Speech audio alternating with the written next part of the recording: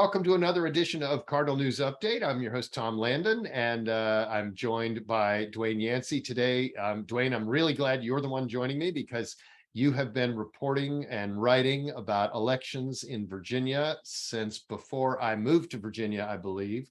So I can't think of anybody better to talk about this stuff. Yeah, let me tell you, that Grover-Cleveland election was a really stunning one. That was a good time. You really pulled it out there at the end. I understand. Yeah, there was anyway. Overall, now the election is over, and I'm kind of glad we waited till now to do this because now we don't look bad for having prognosticated anything that didn't happen. Any big surprises or changes in Virginia? At the congressional level, we had changes. Whether they were big changes, I guess, is a matter of debate. We had one congressional seat flipped down in Hampton Road, the 2nd district. Republican Jen Kiggins defeated Democratic incumbent Elaine Luria. I suppose anytime an incumbent loses, it's a surprise, although that was not a surprise. Historically, that district has been a very competitive one that has flipped back and forth over the years. No one has stayed there very long. Given that it was somewhat of a Republican year, not as big of a Republican year as Republicans might have liked, but the basic underlying trends were definitely in their direction. It's not a surprise that a Democrat in a very competitive district would lose. Right. And that seems to be nationally the big story that people can read about in lots of other places, just sort of how it appears that in some ways Democrats defied expectations. In Virginia, there's a little less evidence of that, but maybe not. I in terms of Spanberger and the other, that was expected to be very close. How did that come out? Well, Spanberger won. So you sort of have the the yin and yang of it there. Republicans won one seat, came close but did not win the other. They had hoped to take 2. Spanberger held on in a reconfigured district there in the 7th. The 10th district in Northern Virginia was close, just not close enough for Republicans. Democrat Jennifer Wexton held on. Republicans had held out that as sort of a stretch goal, but did not achieve it. And out in our region, it pretty much stayed true to form, right? When you talk about the 9th district, for example, or Congressman Good, those held to form as expected, right? They did, though there are still things we can talk about there. Sure. The Republicans incumbent in the 5th, 6th, and 9th all won. Bob Good in the 5th, Ben Klein in the 6th, Morgan Griffith in the 9th. Let's talk about the 6th and 9th separately, then we'll get to the 5th. Sure. 6th and 9th, no surprises there. Those are the most Republican districts in the state. Republicans won and won big.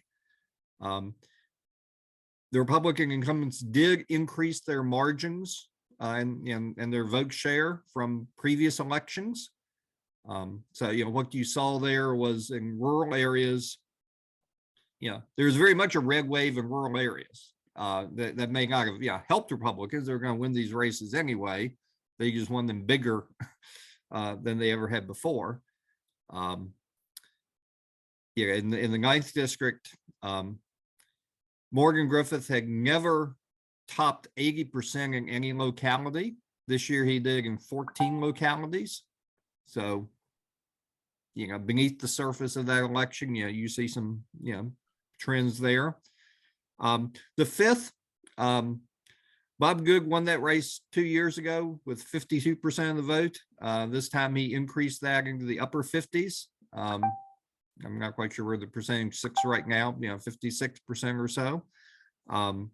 And you see localities that he lost 2 years ago, he won this time around. So, no surprise that he won, but he won with a bigger margin than in the past. So that fits all the trends that we just talked about. Sure. Do you think any of, these increases in margins in some of the Republican districts, do they have any, does it portend a better, outcome in statewide races for Republicans, or because these are pretty rural, the population may not matter that much? I think what it shows is the continuing collapse of the Democratic Party in many rural areas.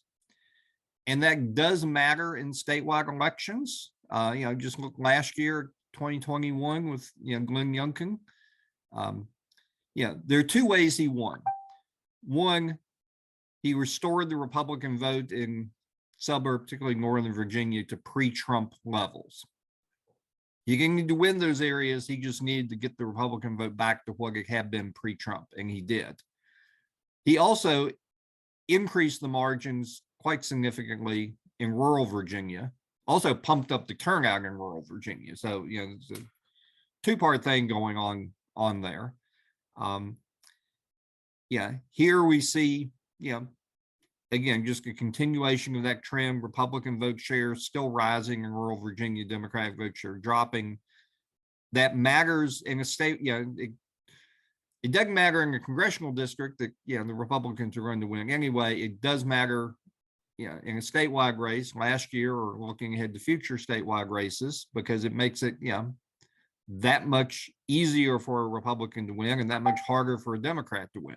We had talked at our very first Cardinal News update we did several months ago was about redistricting. We talked about, the new districts, new congressional districts and things. Did you see anything, did it make any difference in any of these elections where maybe, Charlottesville ends up somewhere else in somebody else's district or whatever? Did any of that make any difference? Big picture, I don't think so. There are no outcomes that I can point to in Virginia that were affected by redistricting. Might put an asterisk beside that second district race. We need to really delve into the numbers there. But big picture, the second district, like I said, has been a competitive district for a long, long time. It got reshaped some, but it still winds up a very competitive district. I think the special masters who drew the districts for the Supreme Court basically computed that as a 50-50 district.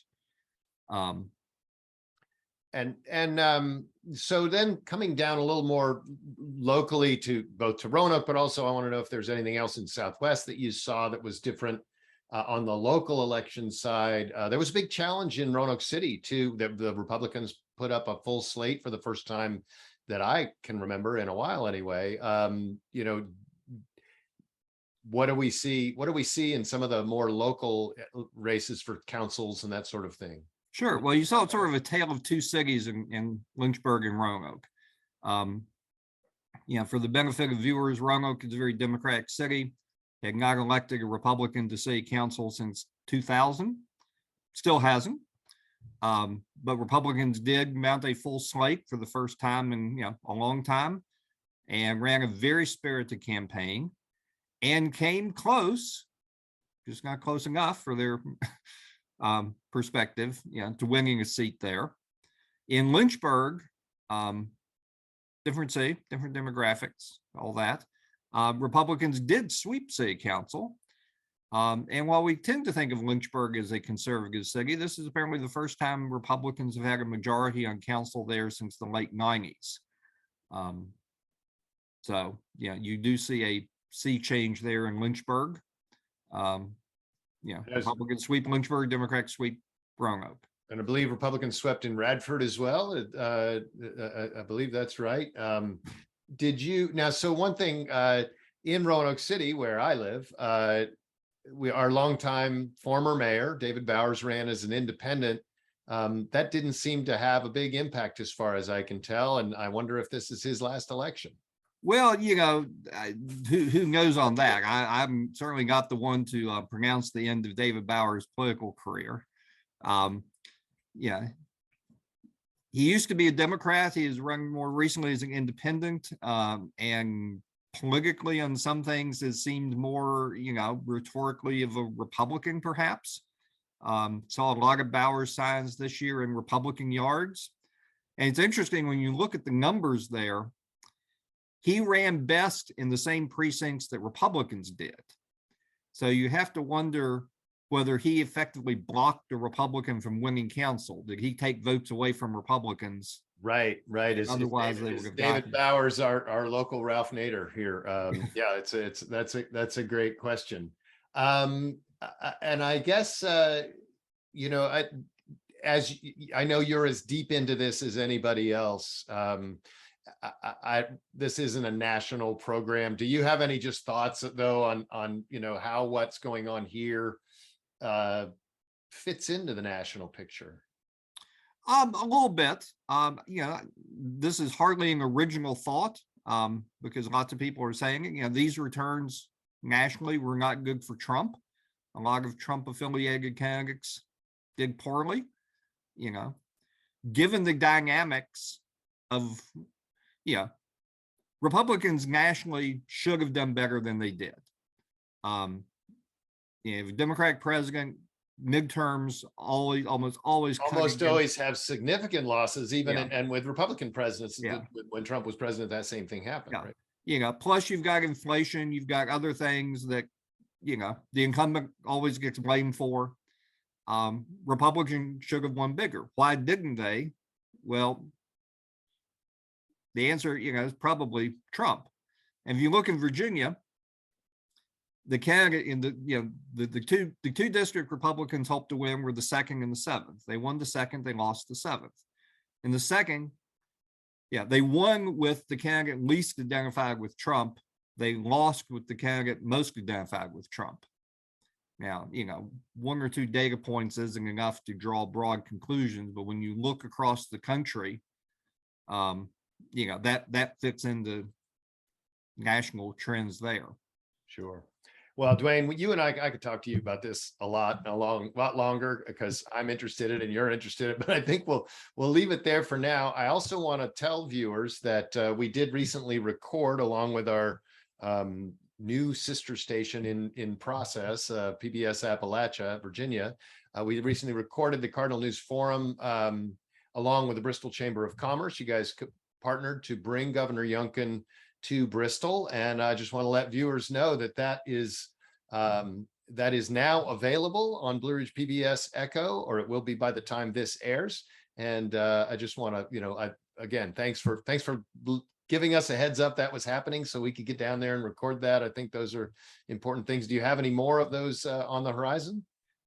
We do not have any scheduled at the moment. We are planning more, but nothing set yet. For the benefit of viewers, we do have a Cardinal News Speaker Series. We've had 3 installments of it now. And y'all have been gracious enough to video all of them. We had Congressman Ro Khanna, Democratic congressman from California, more specifically the congressman from Silicon Valley, come to Blacksburg to talk about technology. We had Jay Timmons, president and CEO of the National Association of Manufacturers, come to Danville to talk about manufacturing, the future of manufacturing. And then more recently, we had the governor in Bristol to talk about economic development. So we were trying to bring in, nationally, relevant, figures to talk about the economy. The governor is a state figure, but he obviously has a national profile. So right. Well, we're happy to do it. And again, if viewers want to see it, they can go. You're on the Echo channel now watching this, so you can go to the Echo YouTube channel. Please hit subscribe. But if you want to find the Cardinal News playlist, that's where you'll find both all the Cardinal News updates that we've done to date, but also that's where we put these forums, and it's also airing occasionally as a live stream on Echo. So I just encourage folks to do that. Dwayne, thanks so much for taking some time. I hope you get some rest now that the election is over. Oh, we got another one coming up next year, man. This is Virginia. We have an election every year. It's great. That's right. And we'll talk about those on a future program, I'm sure, at least one future program. So have a great day and stay dry. It's a rainy day here right now. Thank you. All right. Bye-bye. Yeah. Bye.